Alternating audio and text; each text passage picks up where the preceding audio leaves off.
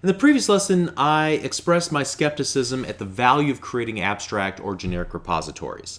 Fundamentally, my skepticism is due to my desire to follow a domain-driven design approach when building applications. Eric Evans, the father of domain-driven design, or probably more accurately, the guy who assembled all the existing pieces into a coherent framework, he has more to say about repositories than simply how to query them. In fact, he devotes a large chapter of how to work with repositories. Since I've talked at length about domain-driven design in the architecture series here on LearnVisualStudio.net, it was important for me to address some of the fundamental differences that I see between the repository books and articles on the internet that are written by .NET developers and what I understand Eric Evans and other domain-driven design experts to be saying on the matter. So for starters, in domain-driven design, obviously we expect the domain to drive the design. We defer technology decisions like data access technology and which APIs that we'll use as long as possible so that it does not unduly influence the design of the domain layer classes as well as their interactions and so on.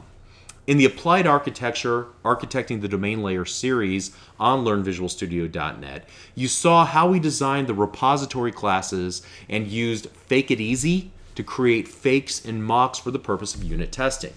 At no point did we implement the actual repositories in that series. In fact, we're going to do that in another series.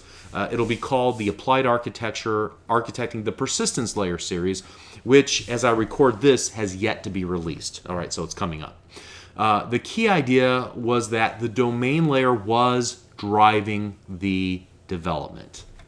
Now, in the previous lesson, you saw examples of abstract or generic repositories as explained by Microsoft and others. In these cases, I get the sense that the developer copies and pastes or at the very least borrows the implementation of an abstract repository first and then says to the domain layer classes, here's your repository. I hope you like it. It's the equivalent of hiring a general contractor to remodel your kitchen. Instead of asking you what you would like, he shows you one design that he builds for all of his clients. The same layout, the same cabinets, the same appliances, the same wood color, the same paint, and so on. Now we realize that the customer, or in my household, my wife, should be driving or wants to drive the decisions based on her preferences, based on how she wanted to work with the kitchen. And so you employ an abstract repository, it feels like something else besides the domain is driving its design. In my way of thinking, if you're taking a domain-driven design approach, the domain should be driving the design of the repositories as well. The only reason the repositories exist is because the domain needs data storage services, but you don't want to mix the details of data access into your domain layer. So there's another subtle facet of this, and that's the scope of each repository class when utilizing an abstract repository. In the abstract repository examples that we saw in the previous lesson, there was essentially a single repository per domain class style. You have a customer domain class where we're going to create an instance of repository of customer. You have a contact domain class, we'll create an instance of repository of contact. No matter the importance or the relationships of the class or how it will be used, it will have its own repository of T. All right? At the heart of domain-driven design is the notion of aggregates. So for example, in some systems, the aggregate root would be a single customer, like a company. And that company, that customer, has associated contacts, people who work for that company. Each of those contacts in turn might have associated addresses and phone numbers where they can be contacted. A customer also has perhaps a collection of orders, which in turn have associated order items, service contracts, and so on. So aggregates are collections of properties, entities, and associations. So at first glance, you might think, well, if I'm taking a domain-driven design approach, it might make sense to create one repository class per aggregate root. So, for example, for the customer, since it's the aggregate root, you might create a customer repository, and it has a save method. And it would know how to save changes to the customer domain class instance, so any properties of the customer itself. It would also know how to create or update contacts, as well as create or update associated addresses and phone numbers, and so on. You would merely make changes, adding, updating, and deleting instances of all those associated domain class instances that are all related to the aggregate root, the customer. And then use the aggregate root, the customer repository class. It has a save method. You call it to persist those changes back into the underlying data store. The database operations to save and add new or delete are all committed transactionally, a concept that I want to talk about further when we talk about the unit of work pattern a couple of lessons from now. Transactionally, remember that. So in a smaller project that's following the domain-driven design discipline, one repository class per aggregate root might make a lot of sense. However, in a larger software system, it might be a little problematic. When you're working with customer contacts, addresses, phone numbers, you're likely working on the features of the system that deal with sales or with a set of customer relationship management features. But when you're working with customer to orders, to order items, to service contracts, you're likely working with an order or order fulfillment or maintenance feature set.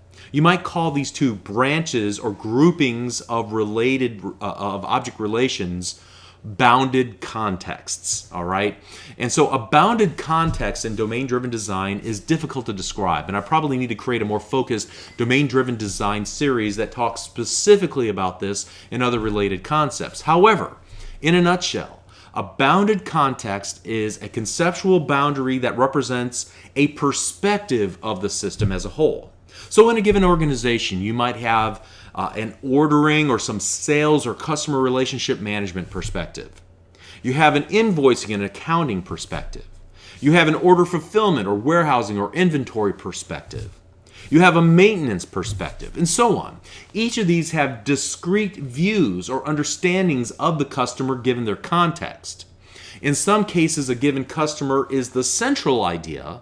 In other cases, the customer is just a tangential or a reference or loosely related concept. So if we created one repository class per aggregate root, the customer repository class would be cluttered by the sheer number of finder methods or specialized saved methods for each bounded context. There would be a save for orders, a save or the ordering process, a save for the customer relationship management process, a save for whatever the process might be. So it might be difficult to consume such a repository class because finding the specialized overloaded version of the save method or some finder method would be extremely challenging. Instead, you probably want to create one repository class per bounded context. Again, this assumes a very large system. If your system is small enough to not need the notion of a bounded context, then you might choose to stick with just one repository class per aggregate root. And that's what we're using in the Applied Architecture series when we're actually building that Acme maintenance application. Okay, it really just has one bounded context, maintenance, and that's it. But if it was expanded out, we might need to create different repositories for each bounded context that we're trying to encapsulate in this large app.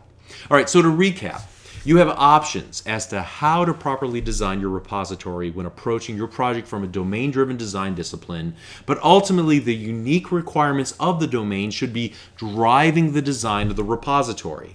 The examples that you'll see online that implement iRepository of T or repository of T push you away from domain-driven design.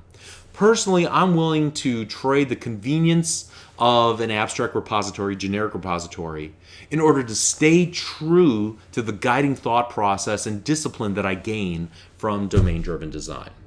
All right, so that's my thoughts in a nutshell. We'll continue on the next lesson. See you there. Thank you.